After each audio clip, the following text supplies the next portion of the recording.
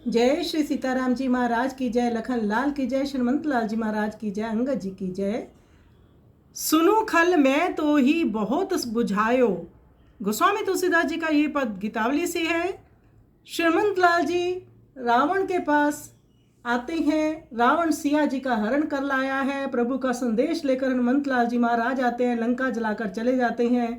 रावण नहीं समझता, तब अंगद जी आते हैं और उसे कहते हैं कि तुम सिया मैया को लौटा दो, श्री राम जी तुम्हें क्षमा कर देंगे। परंतु रावण नहीं समझता।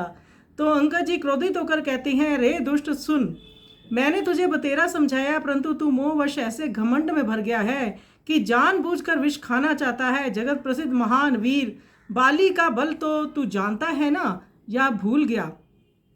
देख, उसे रघुनाथ जी ने अन्यास एक बाण से ही मार डाला और अपने शरणागत सुग्रीव पर प्रेम दिखलाया। तुम भी अपने कर्मों का फल भोगोगे। तुमने आग्रहपूर्वक अच्छी तरह वैर बढ़ाया है। अब जिस समय रीछ और वानर तुम्हें चपेट में लेकर मारेंगे, उस समय पश्चाताप होगा। तुम्हारे दांत तोड़ने के लिए तो मैं ही पर्याप्त हूँ, परंतु करूँ क्या? इसके लिए मैंने प्रभु की आज्ञा प्राप्त नहीं की है। अब तुम शीघ्र ही रामचंद्र जी के बाणों से छीन हृदय होकर सुंदर युद्ध स्थली में सो गए। तुम्हारा ये अभिचल राज्य तो सारा का सारा विभीषण को ही मिलेगा, जिसने श्रीनाथ जी के चरणों में चित्त लगाया है। तुलसीदास जी कहते हैं, रावण से ऐसे वचन कह वानर राज बाली के पुत्र अंगद जी गरजते हुए वहाँ से चल दिए। तो रावण नहीं समझ रहे, तो बाली को भी उनको ने वृतांत दिया कि देखो, बाली का भी वध श्री राम जी ने एक बाण से कर दिया। राम जी की सेना में ही पर्याप्त हैं सब लोग जो कि तुम्हारा विनाश कर सकते हैं, परंतु राम जी की आज्ञा नहीं है। तो इस प्रकार से अंगद जी रावण को समझाकर चले जाते हैं। आइए इस सुंदर पद का हम श्रवण करें।